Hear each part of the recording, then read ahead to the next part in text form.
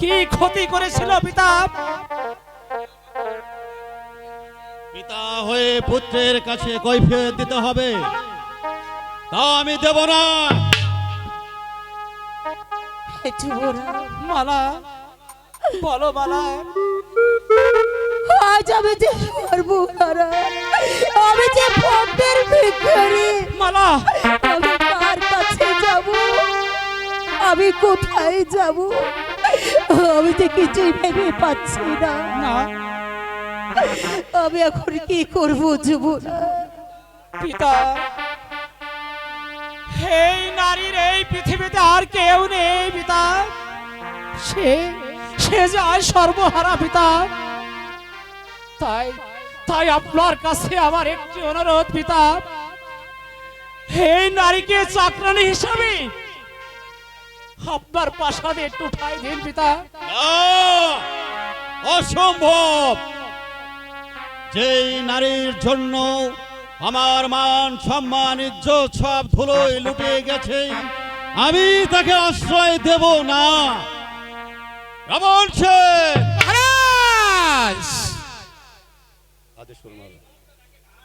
এই মুহূর্তে ঘাট ধরে ধাক্কা দিয়ে রাজপ্রাসাদ থেকে বের করে দাও।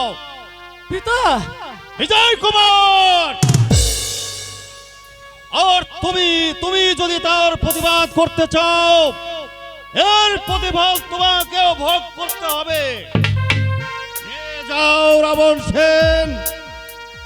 না, সে এখান থেকে যাবে না। যাবে না? না, সে আমাদের এই রাজপ্রাসাদেই থাকবে পিতা।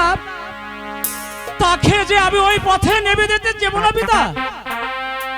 তাহলে তোমাকেও তার সঙ্গে ওই পথে নেমে যেতে হবে পিতা। আজ আমার আদেশ, পুত্র বলে তোমাকে আমি ক্ষমা করব না।